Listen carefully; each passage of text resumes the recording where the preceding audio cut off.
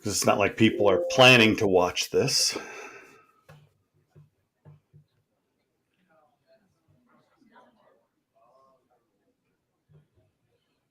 We should have the Mavericks in here just Oh, momentarily. the Mavs will go first. Okay. The mics again, I think, as everybody is familiar with. There were no penalties. Okay. Game. It's only the second. Impromptu post game, folks. We have had no. We're kind of listening in on the NCAA feed of the news conference, and we'll play that. Once they get going, you're hearing some voices in the background. 850 sellout. I'm sure you saw that in the arena. Was the attendance? And one session. I believe it'll be the Mavs up first. Last decade. All right, Viggs. 1950, March 18th. Not a great result. No, not what we were expecting out of them as a result. I thought at times they played a decent style of hockey. It was a little bit different than the loss last year where they made some critical mistakes and then tried to hit home runs. Tonight, I thought they were a little more disciplined with their puck management. They just did not string much together in the opportunities they had. And that's the by the way, I went ahead and muted that audio until when they bring up the video, I'll unmute it. Okay. Just to let you know. Ryan K, way too much standing around tonight. I don't know what's maybe way too much standing around, Viggs. It's just that's the way the Mavs play. They shut you down. But when the Mavs are playing you and you're having the puck in the offensive zone, you can't play 3-on-5. You have to get your defensemen involved, and you can't just give it to them and have them stand still, dust it off and make a direction pass with the puck. It's got to be some movement. It's got to be some trades. It's got to be some cycling.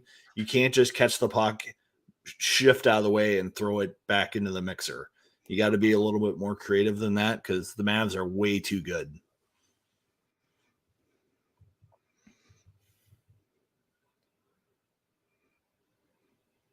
I mean, that's really the frustrating thing is the Gophers have so much talent on the blue line, and they didn't get to show it tonight. They did okay, I think, at times getting out of their own zone. I thought the breakouts were somewhat okay. They weren't trying to hit stretch passes all night. Probably too many icings and just not a lot of creativity. Let me see here. Sorry. This is a very informal show, folks. We kind of just want to, once the teams start talking, we're going to let them do the talking. And we can hear directly from the teams. It's going to be the Mavericks up first, coach and probably a few of their players, followed by the Gophers. Just looking for that. No, sorry, I'm just looking for there we go.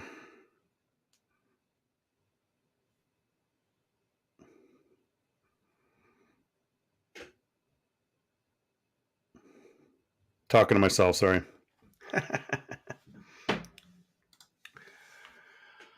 Mote, it's rough, isn't it? It's real rough, Mote. I mean, I don't know. Let me see if I can get into the stats here.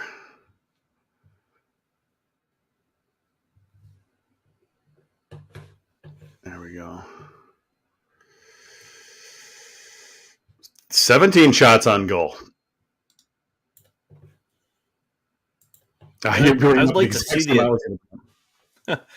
see the attempts for Minnesota. I thought, they probably had 17 attempts at least. I thought they had way more than this. That they were throwing into the corner, it seemed like almost. There's a couple intentional ones where they're trying to hit a player on the back's post or something for a tip. Yeah, but the Mavs were aware of that, and they were taking that away. The Mavs had enough bodies in their house where there just wasn't a lot of danger there from those possessions. Make sure you keep the other video up so we can still see it. Yeah, I got it right behind. Okay, yeah, I just want to make sure. Yeah, like I said, I've got that muted right now. Too many no-shows tonight, Mote. Number 9 was invisible for weeks. People blame the entire line, but yeah, no Walker was shots invisible. for Walker. The -3 for Kester, probably a little unfair.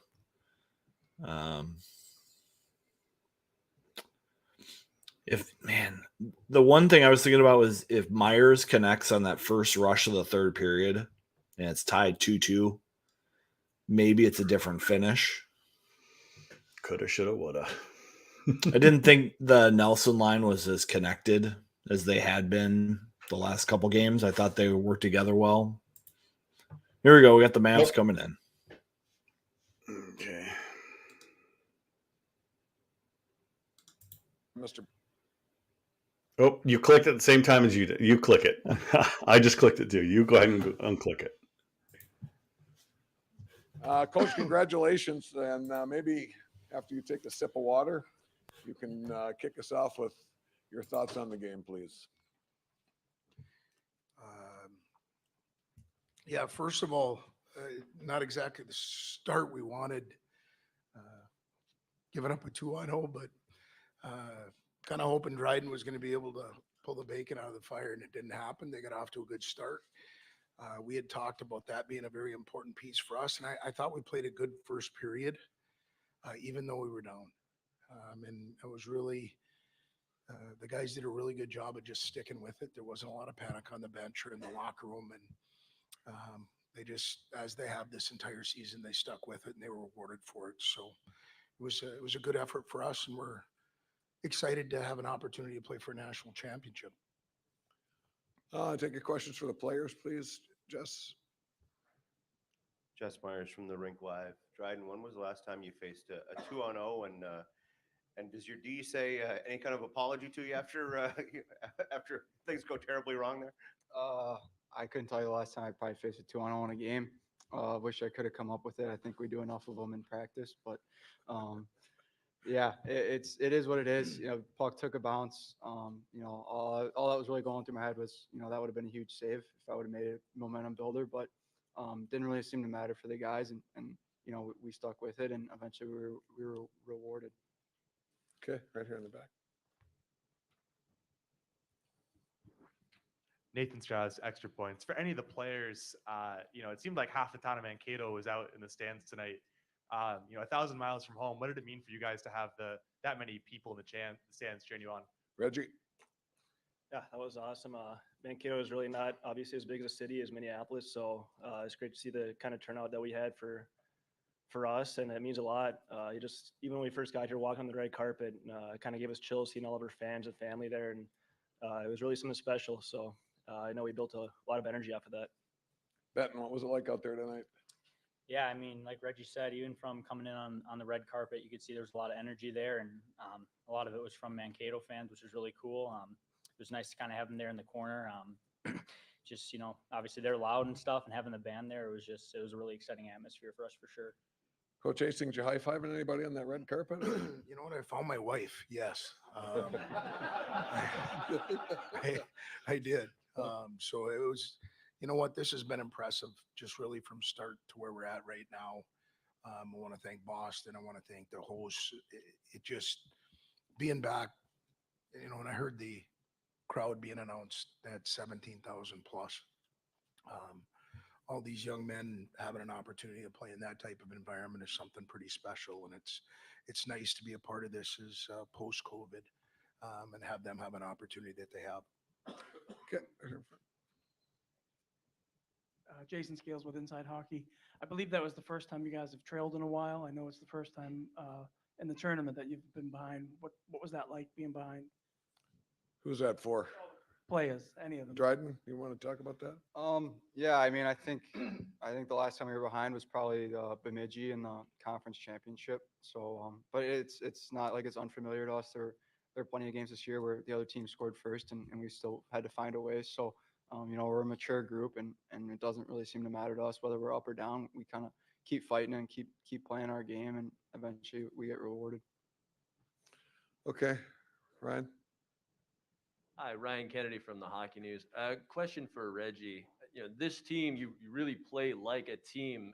And I'm just curious how long it took to get that buy-in and to get to that level where you can have a performance like tonight on such an important stage.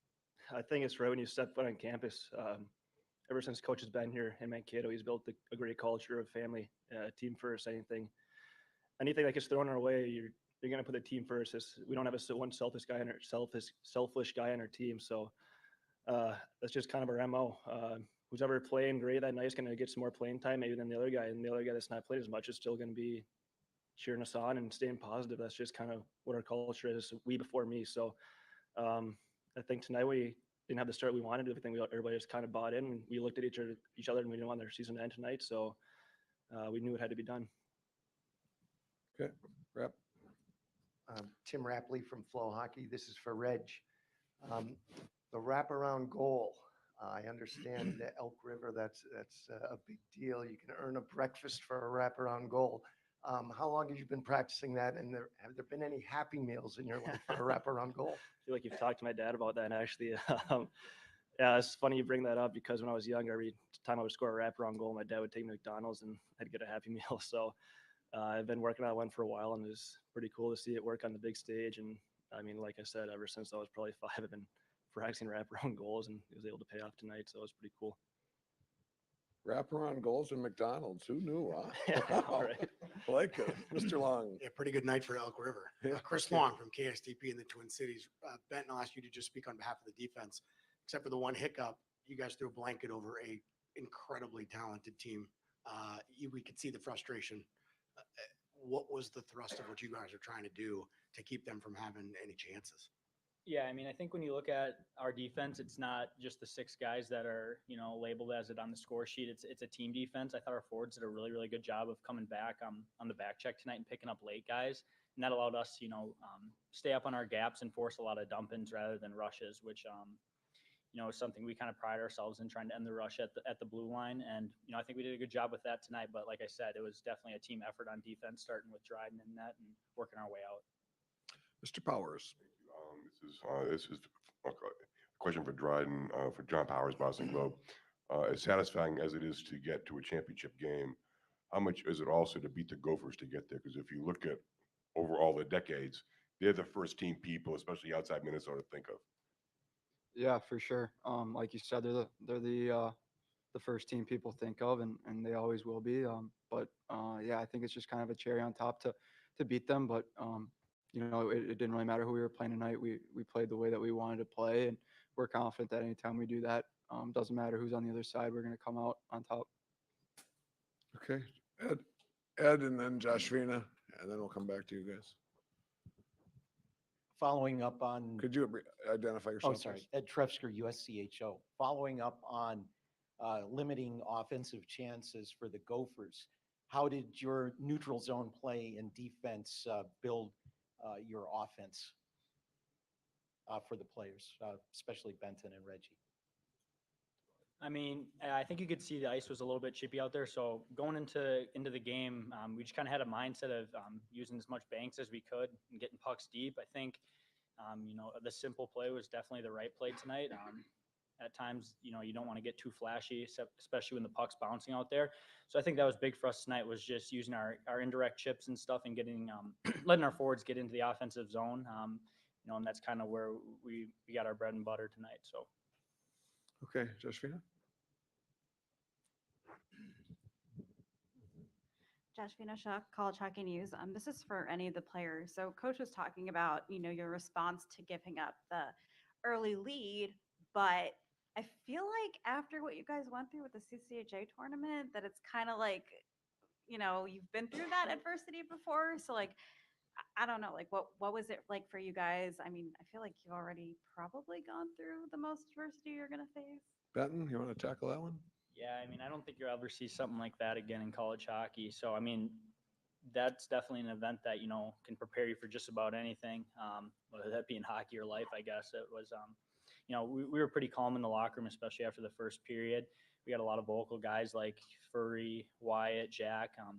they were talking us up, and I mean, the locker room presence was a pretty calm one after the first. We'd been in that position before, and we were pretty confident going into the second that we could generate a lot more shots and beat this goalie. So we were pretty confident for sure. Okay. Kevin Dudley with the Mankato Free Press. This is for both Dryden and Mike. The third and fourth lines were fantastic all night. Maybe just talk about the impact they made on the game tonight and also throughout the tournament. Dryden? Yeah, I think you nailed it. I think the third and fourth line is what's made us special so far in the postseason. They've created that depth that makes us so balanced and so hard to match up with for other teams. And you look at a guy like Will Hillman who's played probably less than 10 games this year, and he stepped right in, and I thought he was one of our best players. And it was just it seems like anybody that we seem to put in the lineup is ready to go. And we have to have that if you want to win championships. Hasty, we'll come back to you on that if you don't mind. We'll just take a couple more for the players, and then he'll come back to that one. Thank you. Joe Poirilis from the College Hockey News. Benton, can you sort of walk us through what you're seeing on the ice on your goal and how the mindset after finally getting that breakthrough? Yeah, I mean, Lucas Sauter made a pretty good play to get the puck down low to me, and kind of did a little shoulder check and saw that I had more time and space than I thought. Was able to kind of just get to the side of the net, and coach and is a big preacher on if we get there, it's got to go to the net. So I kind of just threw it on net and hoped for a rebound because I knew we had guys in front, and fortunately it was able to go on the far side. Jess Myers from the Rink Live. For Benton or for Reggie, McLaughlin and Perbix are a couple other Elk River guys out there. Do you guys know, have you grown up with those guys and, any kind of bragging rights from this one? And Benton, did you get to go to McDonald's too if you had wraparounds? I mean, because you got one. I didn't score too much back then. But yeah, actually, I grew up playing with both of them. I'm best friends with Jack and his older brother, Nick. So I've, been around the rink a lot with them, and obviously Blake too in our youth. And then he moved away, unfortunately. But yeah, both, great kids on and off the ice. So it was definitely fun to be able to go out there and compete against those guys. Reggie? Yeah, it's kind of echoing what Ben said. They're obviously great human beings. I think Ben's a little bit closer than I am with them, but they're just great people, and hopefully, I hope for the best for those two. Okay, we're going to take one more for the players. Paul Allen, could you please tell people who will be out in the hallway? We're going to bring Andre Pablo, Nate Smith, and Wyatt Ahmed out in the hallway here. Okay, so you guys know that. Thank you. Last one for the players, and then we'll let them go. Okay, Chris.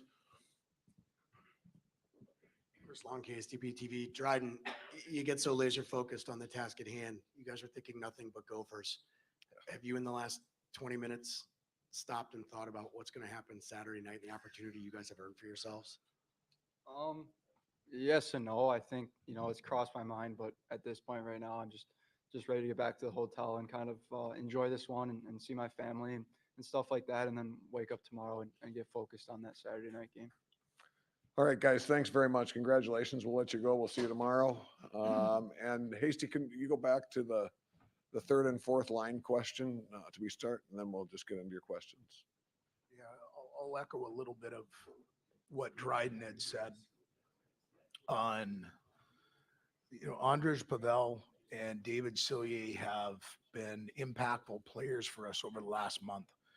Andres has been probably one of our most impactful forwards, whether you're talking 5-on-5, killing penalties. Those guys allow us to play with depth. And when you can play with depth, you can spread out your minutes, and that keeps both sides of that, your top six, your bottom six, fresh. And it allows them to hopefully play the game the right way. So those guys have been really impactful players for us, whether it's taking face-offs, killing penalties, or as you saw tonight, chipping in offensively. Okay. Sean Davidge with SB Nation. Coach, you mentioned how much you liked the first period despite being down by a goal. What was your message to the players in the locker room? Just that, I just said, hey, you know what? We've got to stick with it. I thought we had done a pretty good job at, possessing the puck and defending. We made a mistake, and that happens. I thought the guys just flushed it and moved on. And so, I'm fortunate to have a group of leaders in that locker room that do a lot of the coaching. They manage themselves. So they've made it easy on myself. Wish. Hey there, Greg Wyshynski, ESPN. Hi, way in the back. Just was wondering your initial thoughts about the matchup with Denver. They're good. You know, everybody saw it tonight. I've seen it multiple times just because where I'm from and them being in the NCHC, I get to witness some of their games during the season.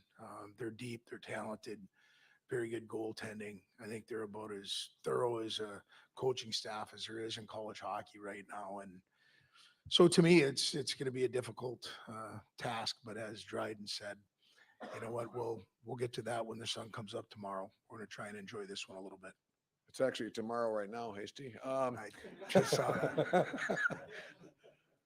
Here.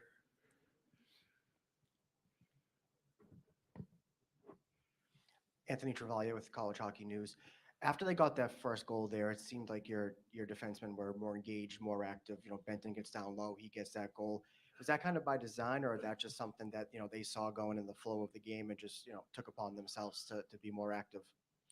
I think our game, as well as really, you know, whether you want to talk Denver, you talk other programs that are having success this year, you need all five guys playing offense. You need all five guys playing defense. And so we hopefully our players feel confident enough that if somebody gets down below the goal line and they happen to be a defenseman, that one of our high forwards is going to be able to cover for them. And we don't want them to be uncomfortable in that spot. And again, I just thought it's something that we work on a lot, as I'm sure a lot of teams do, and it benefited us tonight. Okay, we'll take just a couple more here. Back. Nathan Strauss, Extra Points. The last time you guys played Denver, I think it was only your 10th game at the helm of Minnesota State. In that season, when you look back at that inaugural year, did you believe that there was going to be a time in the indeterminate future that you would be maybe playing on a stage like you'll be playing on Saturday night? No. To be honest, no. George did a pretty good job of making me think we weren't going to win a game, let alone get to this stage. So, you know, it's going all the way back to that beginning. It seems like forever ago. So, you know, you learn from the hard things. That was a hard weekend. I remember it vividly. I thought we played well that weekend, and we didn't get a point. And so, you know, we'll see. We'll take a kick at the can on Saturday. Randy. Randy Johnson, Minneapolis Star Tribune. Mike, has it set in yet what this might mean? Not just means your team, but the city of Mankato too. Well, just to look across the rink and see the contingent that traveled across the country to come and support us, walking out on that red carpet, you know, after the players had gone through, and seeing the passion from those people that have really been there for us for quite some time now. They've made our building a difficult place to go and play. And they've been with us, you know, this entire season. Coming out of COVID, you never know what you're going to get. And we've got a lot of very passionate people that have supported us for a while. And it was great to be able to pay them back a little bit tonight for them committing to spending the money and coming out and supporting us. All right, Hasty, thanks very much. Appreciate it. Mike will be back here tomorrow. Thanks, Fish. For more questions, and we'll have the Gophers here shortly.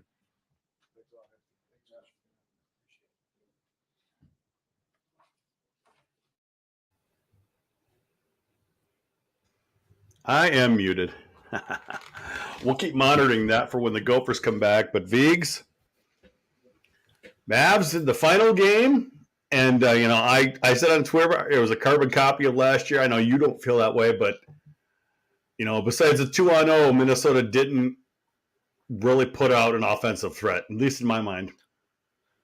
But the difference to me is they didn't give away goals necessarily, which is what really frustrated me last year when they played Minnesota State.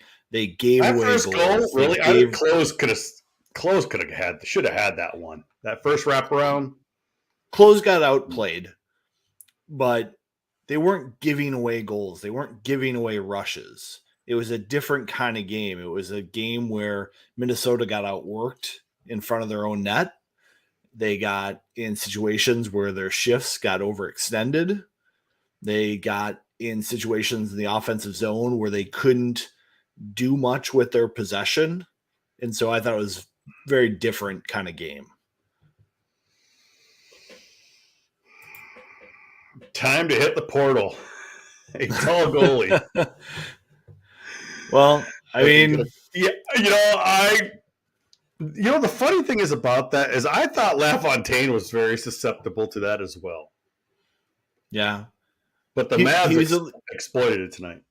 Yeah, and you kind of think that they might know something from Brennan being the goaltending coach at Minnesota State and Minnesota, perhaps. Soft. Mote. Yeah, I mean, they just got outplayed at the end of a shift. But I don't think we were expecting close to outplay McKay tonight. We expected better team play in front of them. Yep. All right, it looks like we've got... Yeah, I'll bring up the audio here.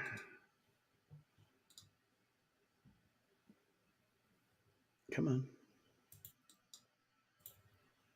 I did think it was interesting how the Maverick guys were... You click it, Viggs. I can't. It seems like we're both doing here. There we go. Brodzinski. I mean, first, Mankato, you got to give them an enormous amount of credit. For big chunks of the game, they kicked our butt. And, the first period was great. We got the lead. We kind of withstood it. We thought the horn, great. Let's get into, regroup. And then we made a couple mistakes in the second period. Everything that they scored exactly how, we knew we had to defend. And then we were chasing the game. And we made it close a couple of times. Benny had a great chance, 30 seconds into the third period, point blank, they stopped, and then they score a minute and a half into the third, and that was it. It was over. But I'm so proud of our guys. I mean, this was a terrific group of guys we had. This is not indicative of what the season we have. We had a terrific season, terrific team. We just ran into a really good hockey team tonight. All right, questions for the players? Start with questions for the players. Jess Myers from the Rink Live. Bryce, how big do your eyes get when you turn that puck over and you see there's nobody back there except you and Matt? Yeah, I kind of saw Matt out of the corner of my eye, turn around, and I knew I kind of had to get him involved. That was kind of our only way of beating the goalie, and kind of getting him to move laterally was something that we kind of harped on a little bit. And it was a big opportunity, especially being our first shot of the game. I don't know, kind of being able to crack him early, kind of kept us in it for a while. Okay, further questions for the players in the back there, Dan? Dan Rubin from U.S. College Hockey Online. Guys, the defensemen had produced the majority of the shots by the team tonight. Just when shots are limited or you're playing a stingy defensive team, how important is it or how important was it for them to be able to get involved and help you generate the offense against the defense? Nicey. Yeah, I mean, we got to get in front of his eyes forwards. I think RG did a hell of a job tonight getting pucks on net, but we just weren't there. I think we had a plan that the boards are bouncing behind the net, so the more we can get on top of those, the better we can become. But we just weren't there tonight. Anything more on that, Bryce? No, I think Nizy kind of hit the nail right on the head there. It was he was giving up a lot of rebounds, and we just kind of were letting them clear the puck out. And I think if there was a couple more opportunities to be in front of the goalie's eyes, that maybe they would have won in on the shot, or we would have got the rebound. Okay, anything further for the players? Yep, right here.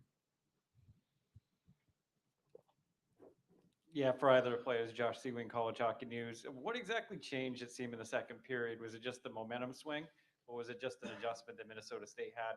Because it seemed like you guys had some chances in the first. After that, they kind of dried up. Bryce? Yeah, I think like Coach said, I mean, we were kind of just hanging on the first. I mean, that goal kind of kept us in it. But, I mean, I think that they were a really good team, and I think that they controlled the game a lot that entire game. And, mean, nothing really switched. They just sort of got a couple of bounces, and you know, like Coach said, we made a couple of mistakes, and they're a team that capitalizes on those. So yeah, just a couple of mistakes by us, and them jumping on it. Okay. Hey, Wells, Minnesota Hockey Magazine. Bryce, for I guess for the season, Nate. a lot of times just been able to dig deep and got somewhere at the Frozen Four where the program hasn't gotten to in 8 years. Just what does it mean to get to this point? Just what does it mean? Like, what do you kind of are you able to take away from the season? I mean, it's just a special group. I mean, there's nobody else in the world that I want to be here with, and you know, we knew from the beginning that we had the group to be able to do this, and you know, even at the beginning of the summer, when everyone was kind of getting here, we were all super excited for the season, super anxious to kind of get going, and you know, we kind of had a rocky start at the beginning of the season, and Justin Cole stepped up huge for us. You know, he was kind of the anchor for our team. He was unbelievable this entire season, and you know, a lot goes out to him, his play, and yeah. But overall, it's just a fun group of guys to be at the rink with every single day. Okay, we good here? Okay, one more, Jess. Jess Myers from the Rink Live. Matthew, I'm just thinking back to the last 8 months or so for you. I mean, can you put into words just kind of what a whirlwind this has been, starting college hockey, ending at the Frozen Four with stopping the Olympics in between? I mean, you think about that at all? Just the journey it's been? Yeah, I honestly haven't really wrapped my head around it. You know, this one stings right now. This is what's stuck in my head, but no, I think it will settle in later in the future. That, you know, this was the best year of my life. Honestly, this was the most fun group I've been a part of, and I'm damn proud to be a part of this team. Okay, guys, thanks much. Appreciate it. Vigs. We will continue on with your questions for Coach Moscow. We'll Yeah. also Where was the captain? Why isn't the captain up there, Vigs? available. These are good questions, Jude. It's I kind of mean- been an issue all year. Every year Come they on. lose, Questions we don't for, see captains. Okay, this is bullshit. I'm sorry. Come on.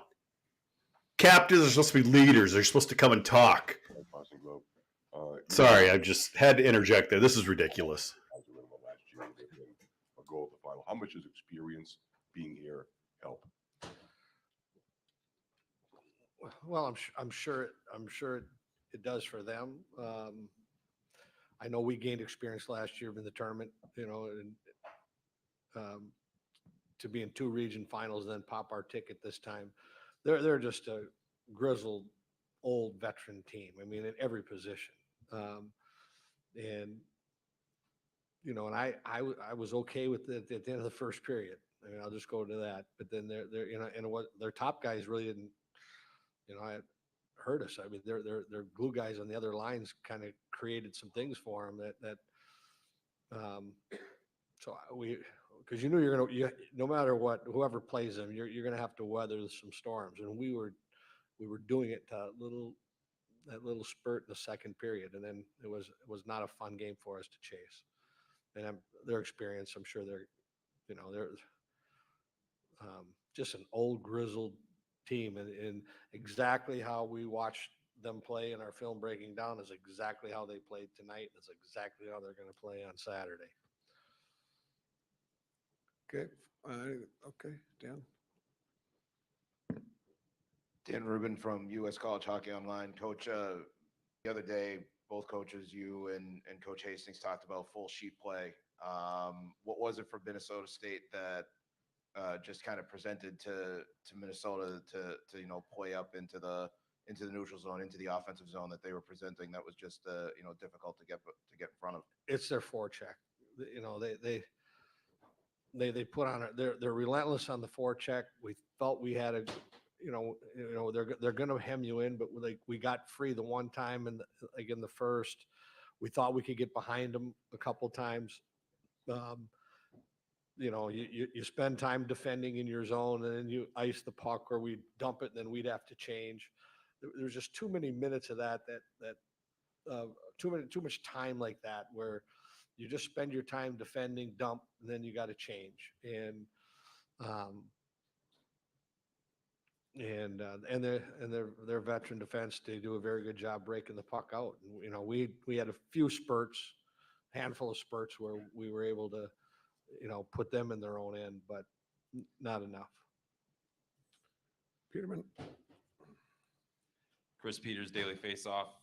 Bob, you touched on how this has been a special season. Yep. There's a lot of special players that have been a part of it. Ben Myers, obviously, a big part of that.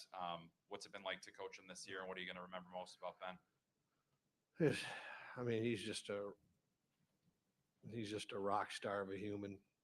How he works every day. He's an honor roll student, like leads by example in his work ethic and practice, weight room, on ice, put his team on his back. You're so fortunate when you get those special, and it makes everybody else better. And every, he's truly one of the class acts in college hockey this year. And and I know he won't be back with us next year at his age. It's time to go, and I get that with him. And we're gonna have a blast watching him. So happy, made the Olympic team. Kid that was not drafted and didn't have a huge name a couple of years ago, but he sure has one now. Randy Johnson, Minneapolis Star Tribune. Bob, your team took another step this year. What are you going to remember it for? Well, the biggest thing, and I talked about it the other day, was this group from day one through now. They were easy to be around.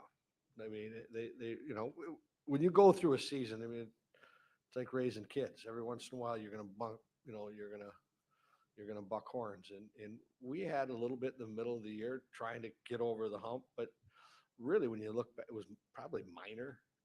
At the moment to them, their kids, it's big, but great work ethic. Never panicked. They knew we were getting better. We just had a belief we were going to be just fine.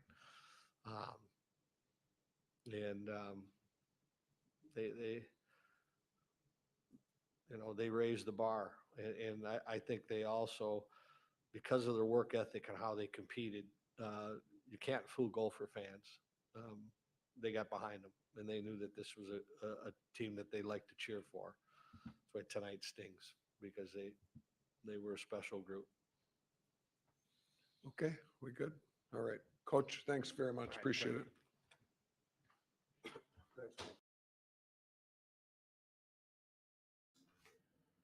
And that is that, Viggs. That was a coach that's stinging right now because he knew what was going to happen tonight, and he thought they were going to be able to handle it, and clearly they weren't ready. Sorry, I just had to interject there during the conference because the fact that Sammy Walker nor Myers was there, both C's on their chest, kind of pisses me off. We've been seeing it all year. When they lose, you get somebody who did something during the game, but I'm just going to say that where was the leadership when the team doesn't do well? Well, I thought it was interesting when the question was raised to one of the Mankato players, I think it was Mass. He's like, what happened between the first and second period? And he said, Wyatt, Furry, and Jack were vocal guys. And they're the ones that spoke up. And then Hastings said, this is an easy team to coach because our leaders are the ones doing the coaching. I just don't know if Minnesota is there yet with that kind of leadership and responsibility. I noticed that about some of the Duluth teams that had success. The leaders were super strong leaders for those teams, and it showed. And that's what you need to have to win at this time of the year. And it's still something that's developing. I like Nye's comments. Maybe he's the next leader of this program. Maybe that's his next challenge. He said, this is the best year of his life. He's proud to be on this team. Is it going to take a kid from Arizona? We want him back. Is it going to take a kid from Arizona to be the leader of the Gopher hockey program? I don't know. I think it just amplifies my anger at Walker too, because we said at the beginning of this whole thing, this team is not going to go far without Walker and McLaughlin. McLaughlin was noticeable. He was noticeable tonight. I think if he But maybe was you can playing with only be other players, noticeable. You can't do it 1-on-5. You can't be the only guy out there. And you know, we had some back and forth with Nate, and we were tweeting and stuff, and you know, I saw a turnover right at the blue line, which I know is one of the things, boy, I know you just hate. And I always think of you anytime somebody turns it over. And then when Walker did that, I'm like, you gotta be kidding me. That was the only time I really saw him. Well, except for when that pass went between his legs, where he could have made it what he could have made it. yeah, there's a rush at the net where he had a chance that didn't get there. It was kind of a softer pass from McLaughlin across on that one. And then he got in the way of closer on one of the wraparounds as well. I'm not sad to see him go. Sorry. And then Brodzinski almost had that giveaway in the third period where he did a soft little backhand that gave up a breakaway to, I think, number 10 for the Mavs. Especially after the way this game started. A 2-on-0, one of the prettiest plays we've seen all season. Nye's on his knees in a completely open net. I'm like, let's go. It felt kind of like the UMass game, you know, with the physical play along the walls. It looked like Minnesota was winning those battles to gain zones. It's just the Mavericks started to put their foot down and win those battles and maintain more possession. And we heard Bob talk about in that post game where he said, we spent too much time defending. And then when we did get the puck, we had to either dump it and change, or we didn't have any energy to sustain pressure. You know, that was the story of the night for me.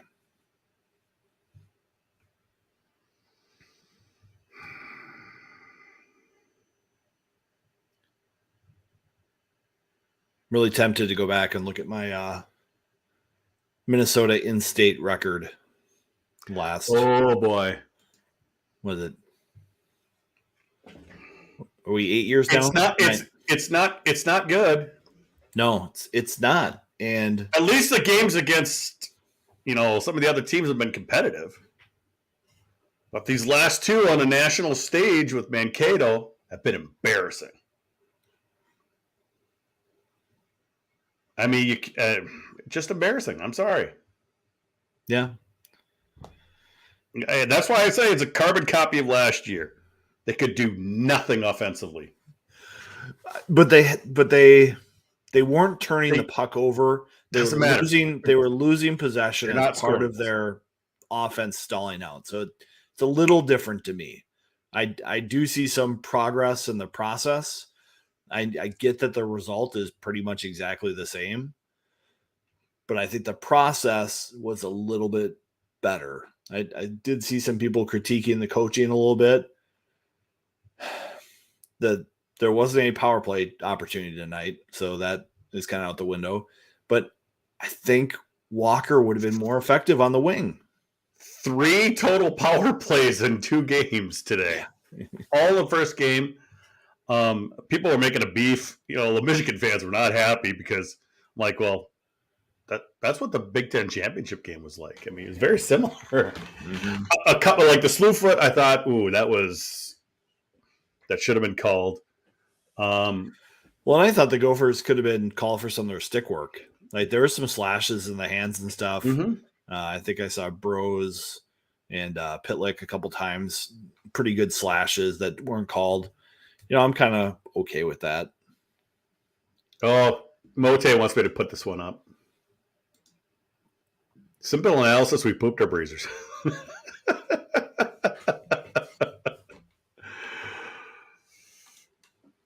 That's pretty clean, Mote. Mm-hmm. Mm-hmm. Oh, jeez. I just... could have used a little of that BMW. Non-factor. Complete non-factor. Yep, they blew their cylinders or something at some point. They ran out of gas or You can go with a lot of metaphors with that one. And I've seen a lot of people, look on Twitter tonight, people responding. Walker, one of the most disappointing players we've seen.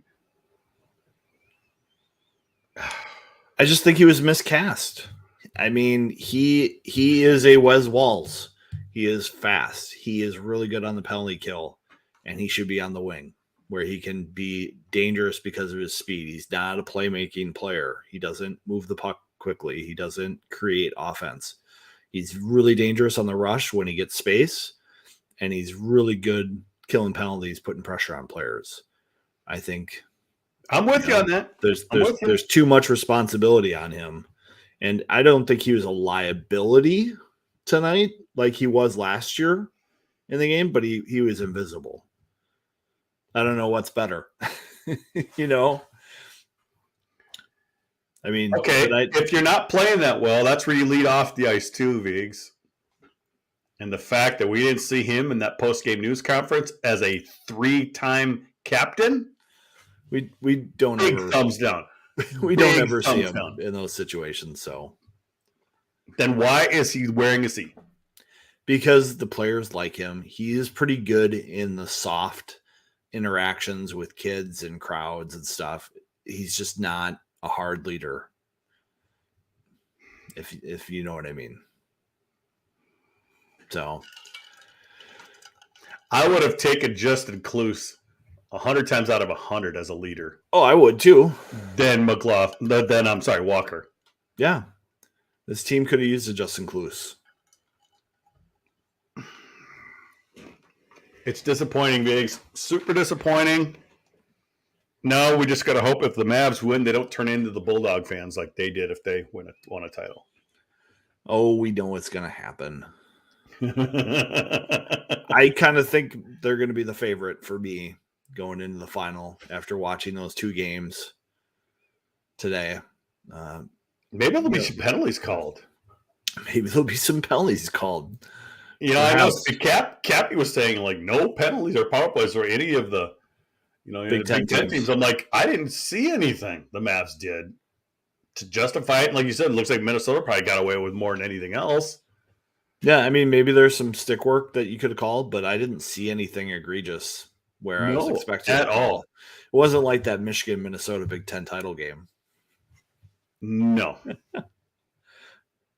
Yeah, I think the Michigan fans were a little ticked off yesterday, or earlier today, I should say. A couple of things didn't go their way, but yeah, again, Bobby Brink, a little bit invisible for me during that game. He did set up the game-winning goal, though. He did set up the game-winning goal, but he was. But they even talked about it. We haven't heard much from Brink this game. Yeah. So it'll be interesting to see who wins the Hobie tomorrow. The votes are already in, or the committee's already decided. However it goes. I mean, do you think it's? Myers just to hang around for it. I wonder if someone just tells Myers if he's won or not, so he can just go home with the team. Right. Yeah. Well, Myers was a fun player to watch for Minnesota. He was an intense player. I don't know if he quite made the impact that he wanted to make in this game or the Big Ten championship game. I think he had to spend a lot more time defending than he wanted to. But that's where balanced teams need to step up. That's where other guys need to step up. You can't rely on the same guys every time. I mean, the one line, because you know what? Teams can shut down players. Teams can shut down lines. If you spread it out, other guys step up. That's a lot tougher to stop. We've seen it time and time again, V's. This is where the BMW line needed to make a difference, and they should have just stayed home.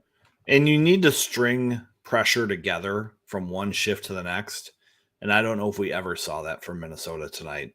You never saw the offensive zone change where Minnesota would maintain possession in the offensive zone. A new group of forwards would come out. 3 minutes left. Yeah, until the 3 minutes left when they pulled the goalie and you had the extra guy. Yep. But the thing is, Tim, Myers had an off night. Okay, I'm just going to rip him. Did Walker have an off last 2 months? Season? Yeah. I mean, if you're looking at players who had good nights tonight, You're not going to find much. You're not going to find much. As much as the blue line got credited with a bunch of shots on goal, not many of them were dangerous, and they were kind of slow in getting to the net, and they weren't hard. So frustrating night.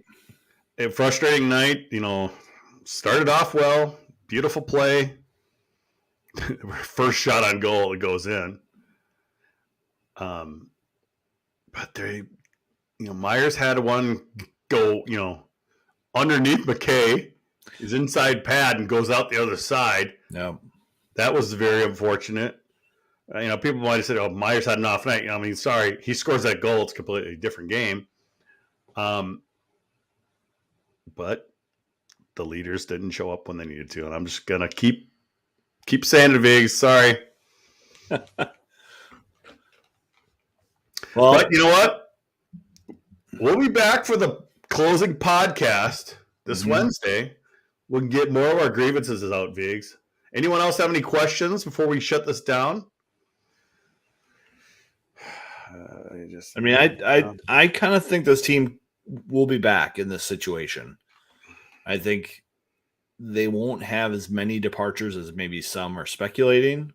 And so I think they can kind of hold their core together. They have another great recruiting class coming in, and it's another class that has some older players to it. When we were looking at the ages of the Gopher recruits versus the ages of the Minnesota State recruits, the Minnesota player is starting their college hockey career at an older age. And it just takes time for some of that experience to sink in and show on the ice. I think this team, if you look at the process, they played a little bit better than they did last year, but they're still missing that next step. And I think having players get the experience like all the Mavs players have really pays off in a moment like this. Any super seniors? If McLaughlin wanted to come back, I would happily accept him. They can't go over the scholarship limit. Yeah. McKay could come back if he wants to. Yeah, and maybe he will. Who knows? Maybe he'll get shut out of the Hobie this year, and Myers will get it, and he'll come back with some motivation. People are going to lose their shit if he doesn't get anything. He should get the Richter. He should. Yeah. I thought he should have last year.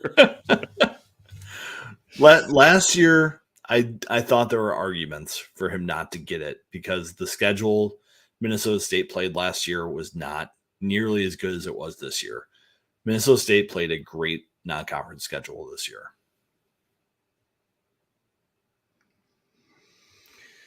All right, folks. It's 11:30. Little improv. We'll get to more questions Wednesday. Yeah. We'll be back for the podcast next Wednesday, 9:30 p.m.